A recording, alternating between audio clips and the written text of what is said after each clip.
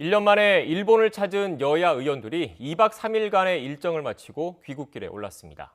한일 관계를 풀기 위해서 어렵게 재개된 양국 정치권의 대화. 스가 총리 방한 등을 통해서 실질적인 관계 개선으로 이어질지 주목되고 있습니다. 도쿄 연결합니다. 이경아 특파원. 네, 도쿄입니다. 네, 여야 의원들이 일본 정계 주요 인사들을 만나고 돌아가는데 앞으로 어떤 일을 하겠다는 겁니까? 네, 한일의원연맹 김진표 회장 등 여야 의원들은 귀국 전 기자들과 만나 이번 방일 기간의 성과와 앞으로의 계획을 밝혔습니다. 일단 올해 안에 양국 의원연맹이 온라인 총회를 열고 내년 1월에는 한일 각 분야 지식인이 참석하는 세미나를 열어 양국의 교류 협력 방안을 논의할 계획인데요. 도쿄올림픽 전에 한일 간의 다양한 교류 행사를 열 수 있도록 양국 의원연맹이 긴밀히 협의하기로 했다고 전했습니다. 이런 교류는 결국 강제동원 배상 문제 등 한일 간 핵심 현안에 대해서 양국 정상이 결단을 내릴 수 있는 환경을 만들기 위한 것이라고 의원들은 설명했습니다. 네, 이경아 특파원. 이렇게 최근 한일 정치권 대화가 이어지면서 스가 총리의 한국 방문 성사될까 이렇게 주목되는 상황인데 어제 스가 총리와의 만남에서도 이런 얘기가 나왔죠? 네, 그렇습니다. 우리 정부는 올 연말 개최를 목표로 하고 있는 한중일 정상회담에 스가 총리가 참석할 것을 계속 요청해 왔습니다. 방안이 성사된다면 양국 관계 개선에 중대한 신호탄이 될 전망이어서 초미의 관심사로 떠오르고 있는데요. 어제 스가 총리를 만난 김진표 회장도 한국 방문을 다시 요청했습니다. 함께 들어보시죠.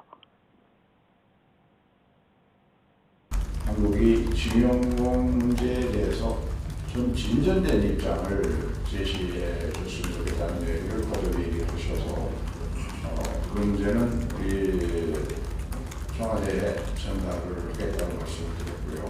다만 저는 그럴수록 양국의 정상들이 가장 적당한 시간에 만나서 허심탄회하게 모든 문제를 다 털어놓고 소통하고 결단할 필요가 있다. 네, 여야 의원들과 스가 총리의 만남에 대해서 요미우리 신문은 외무성 간부의 말을 인용해 한국에서 해결책을 가져오지 않았다고 전했습니다. 지금과 같은 상황이면 한국을 방문하기 어렵다는 얘기인데요. 김진표 회장은 그러나 강제동원 배상 기업의 자산을 현금화하지 않겠다는 보증을 스가 총리가 방한의 구체적인 조건으로 내건 사실은 없는 것으로 안다고 밝혔습니다. 또 한중일 정상회의에서 도움을 받아야 할 현안도 있기 때문에 강제동원 배상 문제와 직접 연결되는 것은 아니라며 일본이 종합적으로 판단할 것으로 본다고 말했습니다. 네, 앞서 박지원 국가정보원장도 일본을 방문해서 스가 총리를 만나지 않았습니까? 대화가 상당히 빨라지는 분위기인데 앞으로 양국 관계는 어떻게 전개될 것으로 예상하십니까?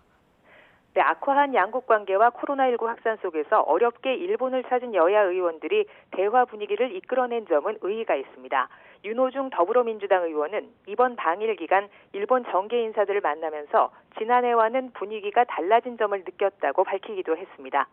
수교일에 최악으로 평가받는 한일 관계 속에 이대로 갈 수는 없다는 인식에 있어서는 양국 정치권이 공통적입니다. 하지만 일본 정부는 일본이 받아들일 수 있는 해법을 한국이 가져와야 풀 수 있다는 입장을 바꾸지 않고 있습니다.